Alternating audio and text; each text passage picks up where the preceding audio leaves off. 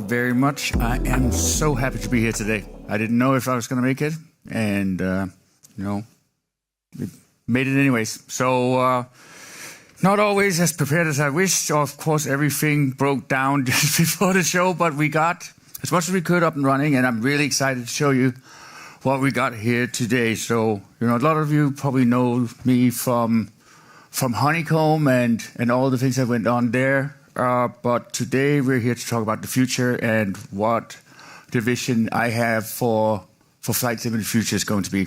So strap in. No?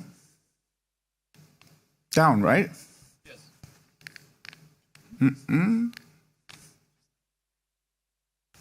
All right. Second technical issue of the day. There's nothing. Do it. Except this is in here. Okay. So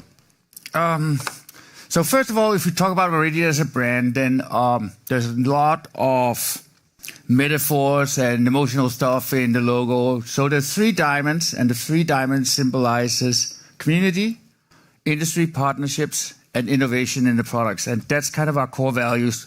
In everything that we do, we involve the community in both decisions on and their wishes for products, but we also always reach out across industry and try to work with both competitors and in other categories to find a common way of making everything bigger than it was before. So just leave it at that. Fine. So okay, can you guys just. So the idea behind the product of Meridian is that up until now, pretty much every accessory in flight sim has been that you kind of, when you're a new simmer, you start with an entry-level product, and then, when you grow out of that or you have more disposable income, then, that goes on the shelf, and then you get a better product, and then better product as your spending increases in the category as you become more hardcore simmer than a casual simmer. And so our whole strategy is going away from that and then have a high fidelity experience from the very first product, and that the product price is not determined by the quality, but by how many features you get in a product. So, you start with an entry-level product, and as you grow, then you can add panels to it, you can add different features, so it's the whole system is an expandable system where you don't necessarily put anything on the shelf, and it's all modular. So if anything breaks under or not under warranty, then that component can be replaced, and you can continue building your cockpit instead of having all this waste as you grow or become a more serious simmer. Then the other thing is also that most of the products that we do, that they have more than one purpose. So let's say that you have some sort of panel, and that's all you can afford right now. Well, that panel will be able to do 3, 4, 5 different things. And when you then have the ability to expand on your cockpit, then you can buy another one of those panels and set it up for that specific function that it was meant for in that position where it was. And that way you can, gradually go from still having a full functional cockpit, but where you have to do some compromises on, switching screens or whatever, to having a cockpit where everything has its purpose in its place. So if we take a quick look at that goes through, then kind of a little bit of a symbolism here in it that, these are all panels that are same but are used in different places and can display all of them at the same time. So this is, of course, not what I'm actually presenting today. This is where we're going in the next year in traditional flight sim. But we have a lot of other plans. Actually, in total, we have 35 products on the roadmap right now, where the 2D design is done, and we're ready to go to 3D design and mechanical engineering. So, nothing seems to be working here. So what are we showing here today? We're showing 3 products today that are going to be our launch products. All of them are currently fairly far along in development, and we will have, I can't give you an exact launch date right now, but I can tell you that all 3 products will be available for demo at FlightSim Expo in Providence, Rhode Island in, 3 months? 3 months. Wow, time flies. So the first product is our flagship yoke that we're coming out with. It's called the Sierra Plus Flight Controls. And the way that our assortment is set up is we have 3 categories of products, and it's either the standard product, for example, that could be a Sierra, and then the premium product called the Sierra Plus, and then an expert level product would be a Sierra Pro. Now, I'm not saying we're coming out with 3 yokes at some point, but maybe we will. Who knows? So, there we go. So, the Sierra Pro is, you could say, an evolution of other things that I've been working on in the past, where the focus on the things that people are really cherish about the designs, to take those and then expand it in different ways to take advantage of it. So some of the things that we've done compared to previous products that I've designed is we've built in a magnet in the centerpiece, and it comes with this 3M purpose, so you can put any iPad, any clipboard, etc., clicks directly onto it via magnetism. Then we also have built in, wait, is it doing it? Yes. So we built in 2 very powerful dual vibration motors into the stick. So that means that you can simulate things. It's not force feedback, but it is, a form of haptic feedback. So what you're getting is, you can get like a bump when you land. I always find it really hard to kind of feel when you're still in ground effect or when you actually touch the wheels down. So it can give you a little bump. It can also, I'm sorry, I'm 1 page ahead over here compared to where you guys are. Then the other thing it can do is it can simulate stick shaker. And I do want to say that I might have gone a little overboard here. I'm not sure it's going to be that bad. But what's really important in a thing like this is that we don't overdo it and it becomes a gimmick, that it feels like a gaming controller. So it's still going to be a controlled kind of input that you get. And it's not going to be a replacement for force feedback, of course, but it is a very affordable added feature there is to it. Then another thing we've done with the product is we've added 50% or more pitch on the pitch axis, which is 45 millimeters. And then we have added 14-bit Hall effect sensors, which gives you 16 times the resolution we had before.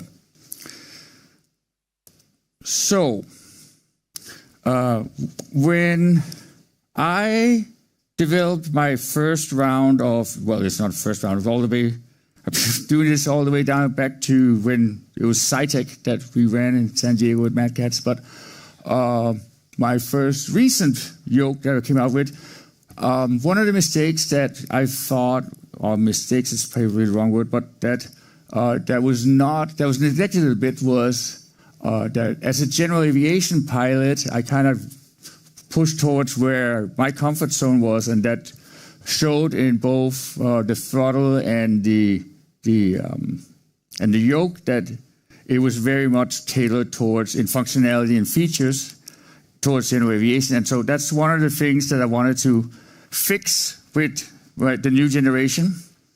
And so the yoke has a quick release, so you can take the whole front off. And this is one of the configurations that's included with the yoke. So it is a Boeing setup, 737. So it comes with, if this will work.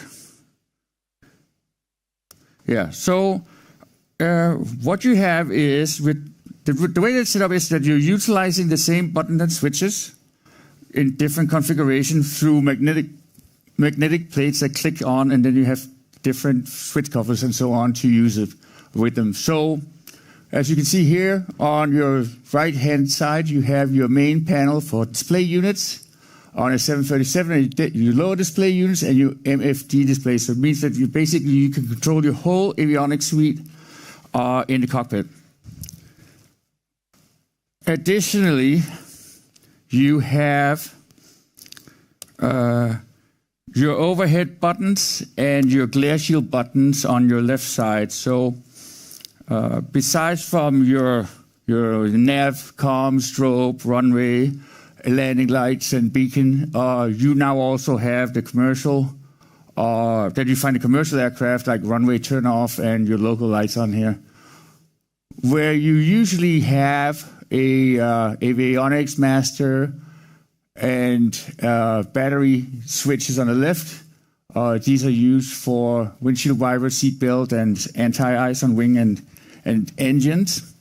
And then on top, you have your master caution, master warning, and 6-pack annunciator panel, which these panels are all detachable. So again, tailored very much towards the commercial airliner. But then you can say, what about general aviation? Am I neglecting that at this point? Well, no, because this yoke is completely configurable. So, and everything you see here is included. So you can set it up for, in this case, a multi-engine general aviation aircraft. And now you can see the landing lights have, instead of having logo lights and your taxi runway lights, you now have your fuel pump and pitot heat instead. And instead of the master caution, master warning, you have a chronometer that not only shows you UTC and local time, but also is slave to your GPS, so it will show either waypoint or destination arrival times as well. And not just a gimmick stopwatch that nobody uses.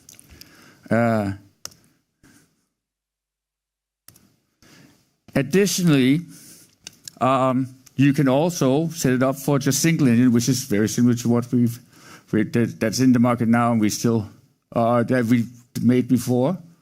But every single one of these configurations are included with the product, and not only that, the yoke recognizes which configuration you set it up to and communicates directly with the flight simulator, so that you don't have to go in and set up profiles or configure access or anything like that.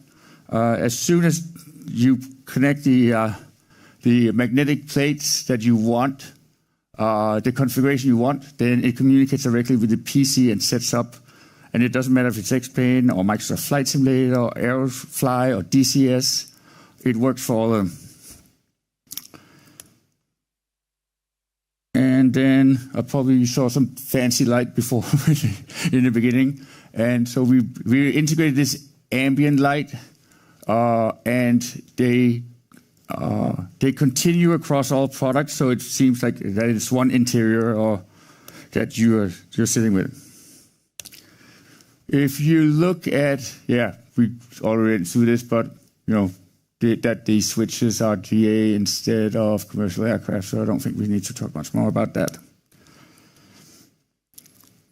If you, a lot of the things that have been told at Flight Sim Expo, at this show, and other places, we've been really, really good to listen to the community, I think, but we have been really poor at executing what the community wants, and that's one of the things that we're really, really focused on right now. And so one of those was that a lot of people have requested in the past that we create a yoke that can be mounted underneath your table and can be easily released and put on again. So we integrated on the table mount slots inside the yoke, which is also why you can see the frame on the yoke is actually made out of 5mm T6 aluminum to make sure that it has the structural strength to have that. And so we wanted to create a solution where it was really easy to take on and off, but also didn't bother you when you're using the desk for other purposes. So what you can see here is basically a plate with two rods that's sticking out, but they are under the table. And when you then slide the yoke or the throttle, because they have the same system, you just slide right on, it clicks into a lock, and it sits underneath the table. But you can just push release, pull it out again, and it's a normal desktop for you. Like that.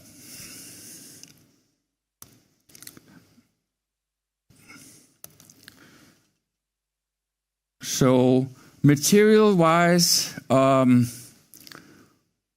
the yoke will have, as I said, the metal frame, which will be the same as on the throttle you'll see in a moment. Then we have a leather covering, vegan leather, because we're good to animals. It's not because it's more expensive. But we wanted to really have a premium feel. And so using premium materials is really important in creating that extra level throughout the product experience. And so price point, even though it seems like there's a lot of new features compared to leading market yokes in the market, longer roll axis, pitch axis, metal chassis, leather wrapping, extra accessories to set it up for both commercial and general aviation aircraft, and we were able to maintain the price point of €299 dollars and 249 British pounds if that is your currency. Then we come to, I think, the product that I am the most excited about, and that is the Tango Plus throttle quadrant. So again, what I spoke about before, when I did my first throttle quadrant a few years ago, it was very much general aviation focused, with very few features other than the actual throttles tailored for commercial aircraft. And if you look at this picture right here, then you can say, well, then the needle hasn't moved much because that's still general aviation. Avionics, yes, quite a bit more modern than it was 5 years ago, but still general aviation. And that's true. But the thing is that this whole product is completely modifiable. So the way that it's physically built up is that it is all set up in different components, and there's multiple reasons for that. So if you look at over, is my mouse on there? Yeah. So if you look over here, this is a metal chassis or skeleton for the product, and inside that metal skeleton you have different components. So you have your throttle unit, then you have your panel unit, and then actually inside that you have an avionics unit. And the reason for that is a lot of different things, but the main reason is that, first of all, we want to be able to have the flexibility of doing quick changes or adapting to different types of aircraft or wishes from the community. But also, for example, I was talking to Sergio from HeliSimmer the other day, and he's like, well, can we put a collective in there? Yeah, we can, because it's modular. But another thing why it's modular as well is to make tech support and servicing customers that have broken products much, much easier. So in the past, if you have a throttle unit or a big yoke unit and something broke, then you'd have to put everything back in the box and go to the post office or UPS or whoever and ship that whole box back and then get a new box in. And not only was it very cumbersome for the customer, but it's also very costly in shipping costs and handling, and it takes a lot longer. So the way that the product is structured now is that all the main unit that have a risk of breaking, the throttle axis, the main panel, and the avionics unit that sits in underneath, all those units are different components. And so if a customer has one of those breaking, we can send one out that's delivered the next day. They exchange it, pop the old one back in our box, and send it back to us. And that way, we can have a continuous component replacement program so that people don't have to wait a long time for shipping, handling, that products are in stock. They're not up against inventory that retailers want. This is basically a set component kind of inventory they're doing, and it's just very easy for everyone.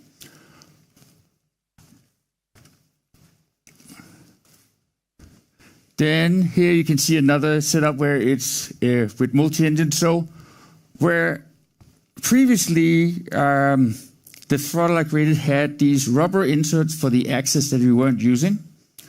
And that worked okay, but it didn't really give you a lot of flexibility. So the way that it works now is that actually the whole cover of the throttle is a magnetic cover that you put on.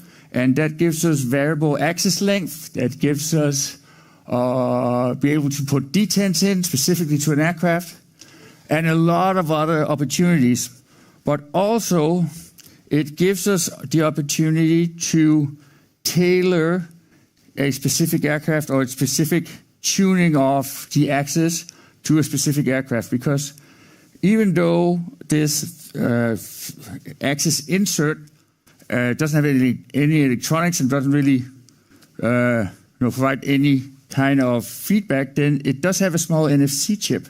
And that NFC chip communicates with the throttle quadrant, and the throttle quadrant then communicates with the PC and Microsoft Flight Sim and X-Plane and so on, and will configure every single axis specifically to this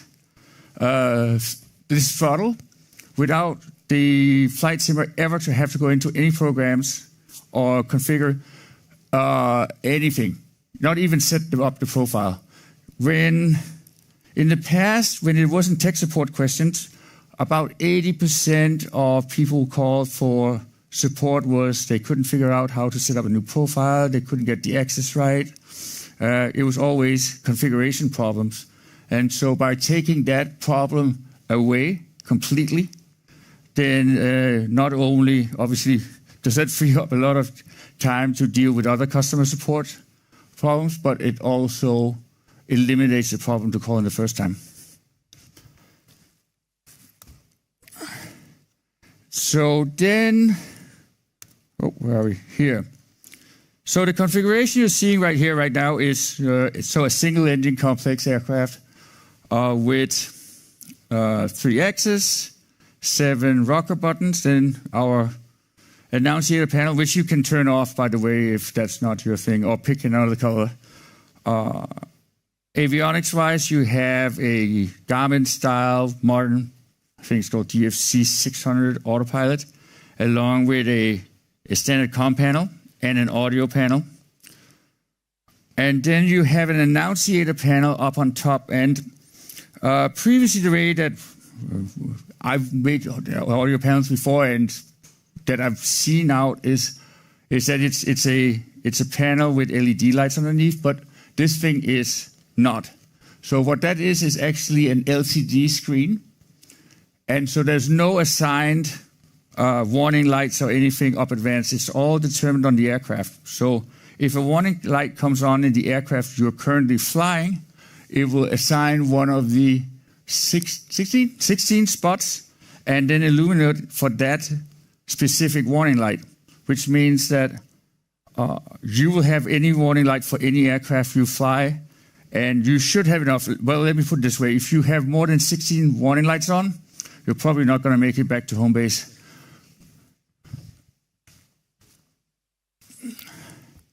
So then you have here the configuration for multi-engine. By the way, it looks like there is trim wheel on the left and the right side. There is not. This is cosmetic because there is still a tension knob for axis configuration on the right, so we couldn't do that. But to have some symmetry and on the products, it does appear so. Then these are the 4 different axes that are the covers that are included as standard. So you have your single engine, you have your multi-engine, you have your Airbus with all the detents that you'll see and find in an Airbus aircraft fully functional, and then Boeing with your speed brake where you also have detent, and then your flap settings. And so for Boeing, there's basically 4 different settings for flaps depending on aircraft. So 737 is unique, and then you have the 787-9/10, which is also unique. And then 747, 757, 767, and 777 and 787-8 kind of use a similar setup that you use. But that means that you need at least 4 different inserts for your flaps to have the correct flap setting for these aircraft. And so it will come with 4 little inserts you can adjust for, so that you don't just have for the 737 as you have here, you have for all Boeing aircraft as well. Yeah, and here you see, so when we talk about configuration to a specific aircraft, then it doesn't just come with that general aviation setup that you saw before. It also features a fully functional, complete MCP. Currently, it's in a 737 configuration, but there are other options available also. Another configuration that is included is your Airbus FCU configuration, but we didn't want to just limit it to what we're making and what's available. So while you get it with the MCP, the FCU, and the Garmin package, then we're introducing something that we call the custom collection for specific products like throttles and inserts and so on. And so there's a growing community of small creators that sell custom 3D throttle kit or covers and so on Etsy and eBay. And we really wanted to support that community of creating really unique stuff. So the whole system is built up around that. These axis covers and these covers for your autopilots or avionics panels, that we will make them available to that community at a complete cost price, so that they are customizable. So we can deliver them wholesale to them, and we're not putting any profit on it whatsoever. This is not this is not to make any money. This is only to give this community a hand so that they have better opportunities. So they will be able to buy these covers all at cost and then create their own. Like if somebody wants to make a Beechcraft King Air, then they can make a cover based on what we deliver. But also underneath our own store, we will have a separate store called the Custom Collection, and it will be a link through from all those different content creators' own stores. So it's not like we're taking the money or taking any profits, but we want to create a window for them to be visible, all of them. So any product that they send in for our approval, they can use the custom collection logo, which is the Meridian with a little bit change to it, on packaging, on websites and so on.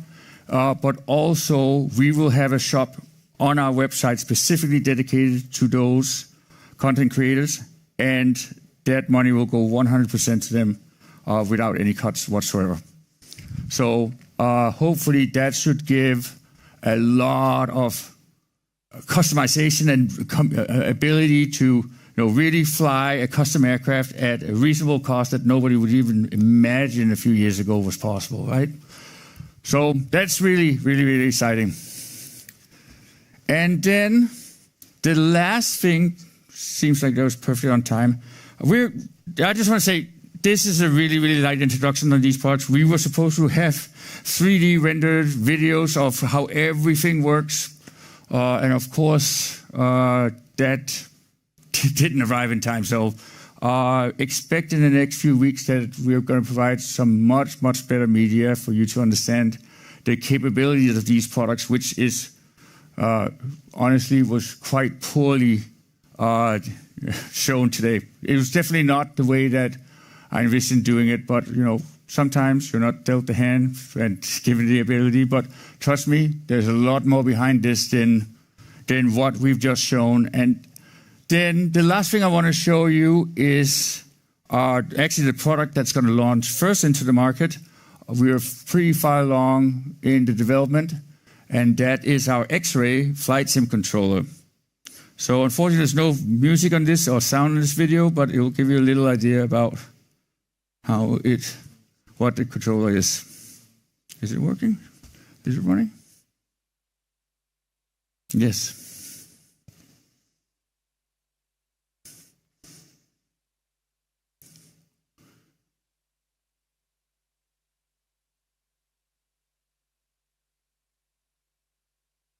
And so those flap levers are actually spring-loaded. So instead of having to lift that you do normally on a flat lever, it slides left to right and then into the next lock, so you don't have to take your hands off the controller to engage your flap levers.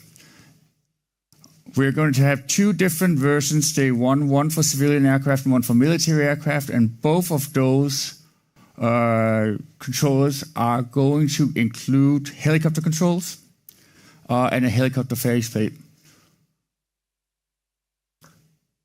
And, well, yeah, I don't know if that's much. So when you look at it, I'm not sure if it's freezing, but let me pop in. I'm sorry, we didn't make it any further. But so basically every controller has a faceplate, magnetic faceplate you pop on, and in that faceplate are cut out for different aircraft configurations. So the civilian